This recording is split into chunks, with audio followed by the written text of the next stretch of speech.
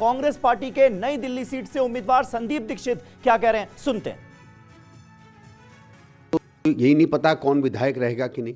परसों काउंटिंग है, आज रात को कोई विधायक शिफ्ट भी कर जाता है तो क्या शिफ्ट करेगा वो। डब्बे सबके सील हो गए हैं।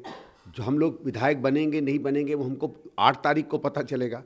तो कोई पार्टी किसी को क्या पैसे ऑफर करेगी मुझे नहीं समझ में आ रहा है। हाँ, ये कह सकते हैं कि हमारे लोग जीत रहे हैं, उन्हें ये करना चाहते हैं, चलो मैं फिर भी बात मानूं। कौन जीतेगा क्या नहीं जीतेगा, ये इतनी घबराहट क्यों है आम आदमी पार्टी में, मुझे नहीं इस बात को समझ में आ रहा। और इसी मसले पर दिल्ली के बीजेपी सांसद मनोज तिवारी क्या कह रहे हैं, सुनते हैं। या फिर किसी और भी पार्टी को लेकर तो कहा जाता है कई बार एंटी कंबेंसी भी एक फैक्टर होता है, लेकिन अगर हम दिल्ली की बात करें तो वो क्या वजह हो सकती है? देखिए, दिल्ली की जनता आम आदमी पार्टी से त्रस्त हो चुकी है। कोई ऐसा विभाग नहीं जहां दिल्ली रो नहीं रही। पॉल्यूशन दुनिया में, देश में सबसे ज़्यादा, गंदा पानी, देश का सबसे गंदा पानी यहाँ लोगों को मिल रहा है। नदी की खराब हालत सबसे ज़्यादा, गली टूटी सबसे ज़्यादा, नालों का पानी गली में बहना सबसे ज़्यादा, बुजुर्गों का पेंशन रोक देना, गरीबों का राशन कार्ड नहीं बनाना, जबकि मोदी जी सबको राशन दे रहे हैं। 80 करोड़ लोगों को फिर राशन क्यों नहीं बना रहे हो गरीबों का। इस प्रकार से आज जो शिक्षा व्यवस्था है, 700 स्कूल बिना प्रिंसिपल के, आप कैसे सोच सकते हैं कि बच्चे पढ़ेंगे। फिर बच्चे नहीं पढ़ पा रहे तो 9th क्लास में फेल करो, 11th में फेल करो, नहीं तो दिल्ली एजुकेशन का फेस खराब होगा। इस सब के बाद कौन चुनेगा इनको। मेरा जैसा एग्जिट पोल आ रहा है, मेरा पूरा विश्वास है कि कल का दिन ये आम आदमी पार्टी जो आपदा बन चुकी है वो चली जाएगी। भारतीय जनता पार्टी कल से दिल्ली को सजाने के लिए, दिल्ली को दुनिया की बेहतरीन राष्ट्रीय राजधानी क्षेत्र बनाने के लिए काम शुरू कर देगी।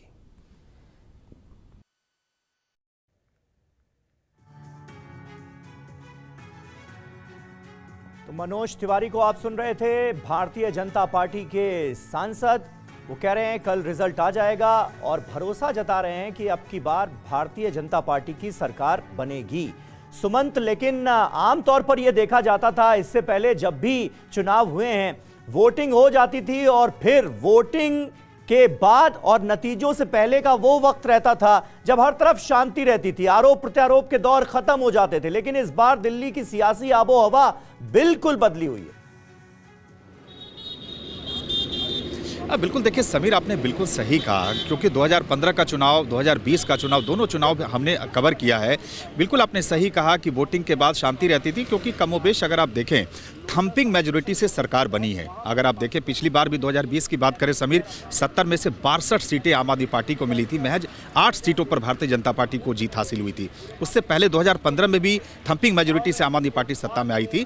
तो ये सच है कि पिछले 1 दशक के बाद पहली बार दिल्ली में इस अगर चुनाव के बाद जो एग्जिट पोल जो तस्वीर दर्शा रहे हैं या जो तस्वीर सामने ला रहे हैं, उसमें साफ तौर से दिखाई दे रही है कि चाहे वो बीजेपी को बहुमत मिलती हुई या कम से कम कांटे की टक्कर भी कुछ दिखा रहे हैं। तो ये बात सच है कि पहली बार ऐसी सियासी तस्वीर देखने को मिली है जिसमें आपस में कहें कि कड़ा मुकाबला, या एक पार्टी को यानी आम आदमी पार्टी के अलावा कोई दूसरी पार्टी है जिनको की बहुमत मिलती हुई दिखाई दे रही है। तो यही वजह है कि जब अगर आप पिछले कुछ अगर चुनाव के दौरान भी देखें समीर, तो आप देखिए पिछले 15 दिनों में न जाने किस किस तरह के आरोप लगे हैं, तो जो पहले शायद 2015 और 2020 के चुनाव में देखने को नहीं मिले थे। तो वाकई आपने बिल्कुल सही कहा कि पिछले दो चुनावों के मुकाबले 2025 का विधानसभा चुनाव कई मायनों में अलग है। और यही वजह है कि चुनाव वोटिंग खत्म होने के बाद और नतीजों से पहले भी दिल्ली में सियासत एकदम सियासी पारा हाई है। लगातार आप देख सकते हैं कि आरोप प्रत्यारोप का दौर जारी है और दोनों ही पार्टियां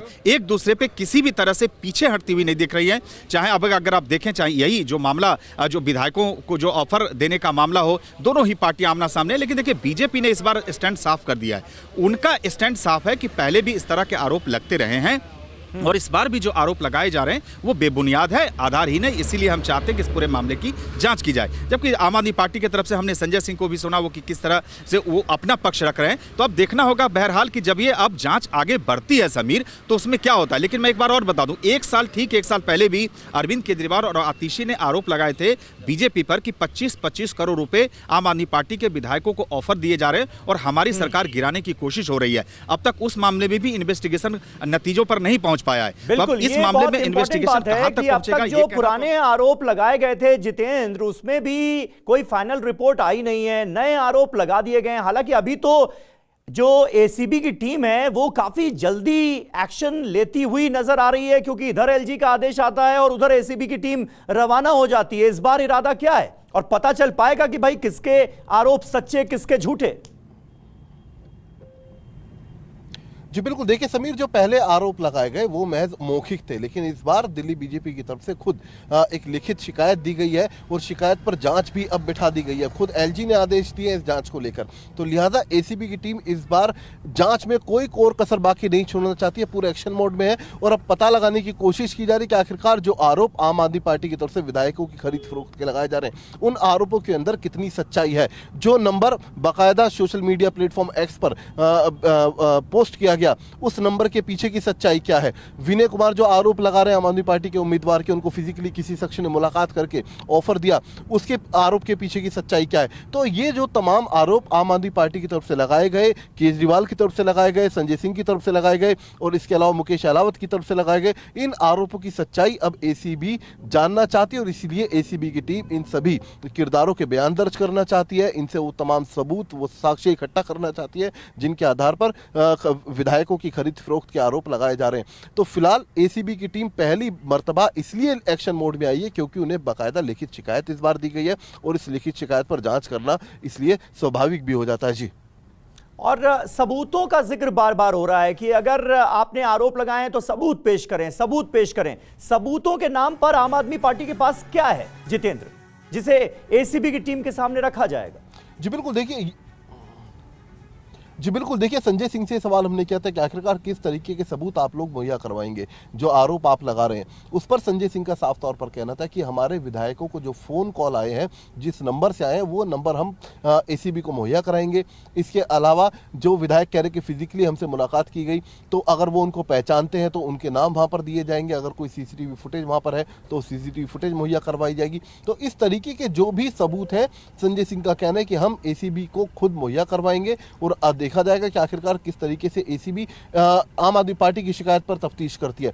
लेकिन एसीबी का कहना है कि सबसे पहली जो शिकायत है वो बीजेपी की तरफ से आई है, तो लिहाजा इस लिखित शिकायत पर संज्ञान लेते हुए बाकायदा एलजी के आदेश पर अब तफ्तीश की जा रही है और संजय सिंह जो शिकायत देंगे वो कितने सबूत मुहैया करवा पाते हैं एसीबी को, अब ये भी देखने वाली बात होगी। लेकिन बीजेपी की जो शिकायत है उस पर तफ्तीश शुरू हो चुकी है। जी